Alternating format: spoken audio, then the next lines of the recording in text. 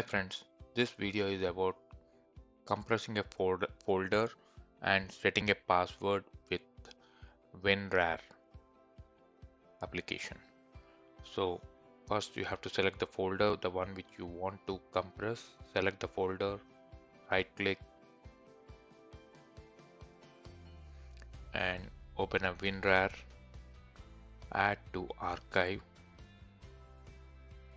So here set a password. You have to give the password and re-enter the password. Check encrypt file name and click OK. Click OK. So it will take some time to compress the folder, depends on the folder size. Let's see, once the compression is done, let's open this compressed file and check whether it's prompting for the password or not.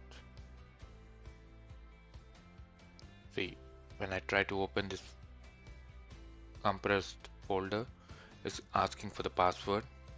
When I give the password, it's showing the contents.